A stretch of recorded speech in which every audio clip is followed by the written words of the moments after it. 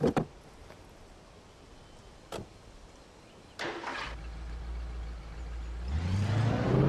by little, without realizing it, I'd come to believe that the story in the manuscript was coming true.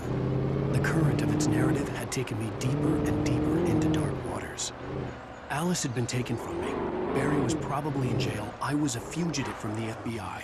The whole world taken over by the dark presence was trying to destroy me. It all felt real, but it matched a textbook case of insanity.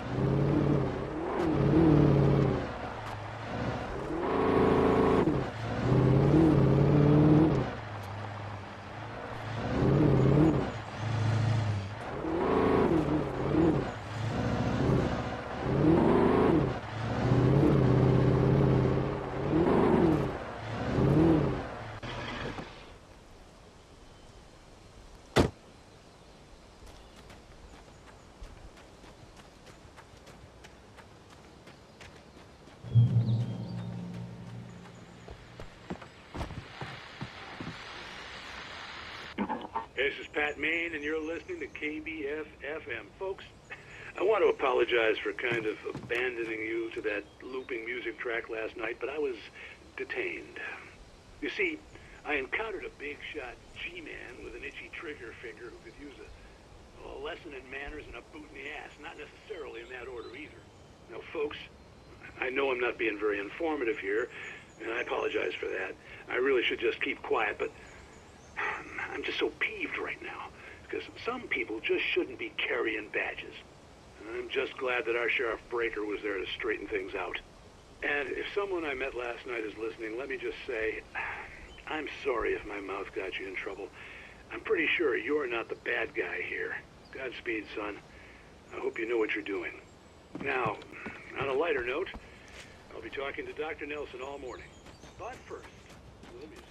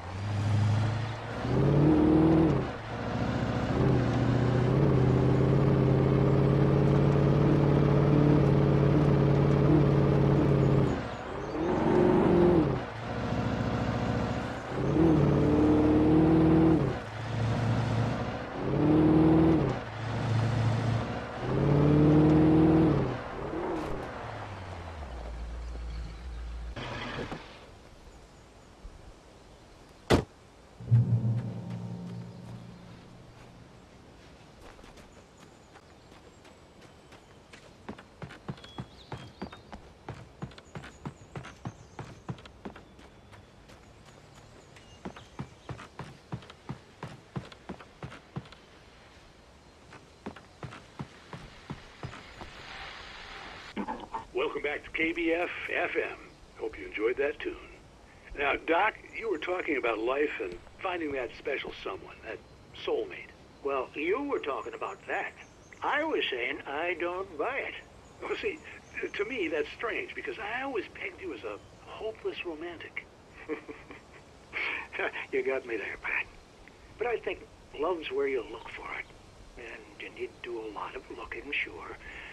But the idea that there's that one special person out there for you, and if you miss that chance, it's gone forever, and you're forever incomplete.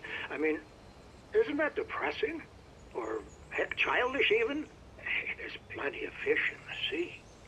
And apparently a fisherman has a fishing analogy for everything. But what you're saying, isn't that a little harsh? Well, no. What I am saying is that your potential for finding that connection isn't limited to what's essentially a chance encounter. How's that harsh? Yeah, well, I guess that's a nice thought, but let me say something personal here. Okay. Now, well, I don't disagree with you exactly, but I can't really fit that together with what I feel, what I felt for someone, because she was the one. She was. And I let her drift away from me. Maybe I didn't put in the work, I don't know, but, well, since then, and it was a long time ago, but since then, there hasn't been anyone, not like her. And I'm not saying I dwell on her or haven't moved on.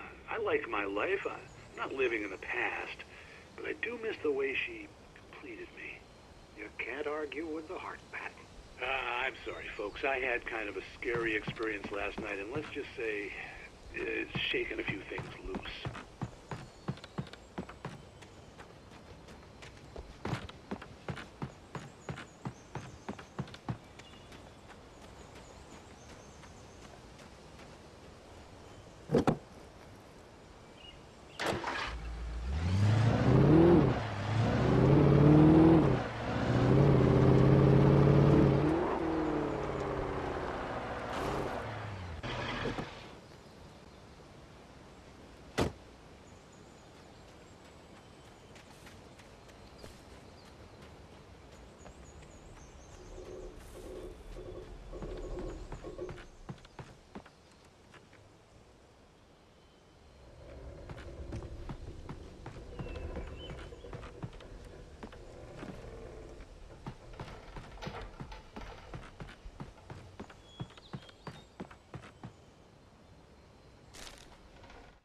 For Mott, spying on the writer on the ferry had been a disappointment. His boss had made Wake out to be something special, but Mott hadn't been impressed. He'd gotten a good long look at the wife, though, and he liked what he saw. Mott had fantasized about goading Wake into a fight, but it hadn't happened. Still, he'd get his chance to see if the writer had anything in him. He'd been promised as much.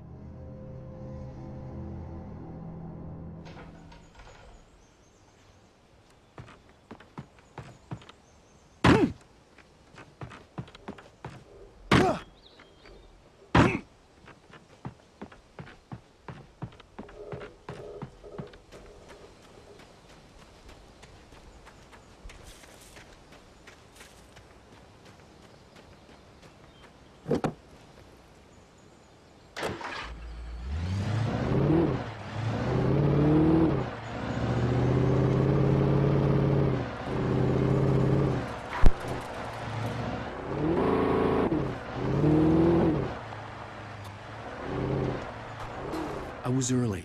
I was supposed to meet the kidnapper at noon in the main building. The coal mine was quiet. It was a museum now.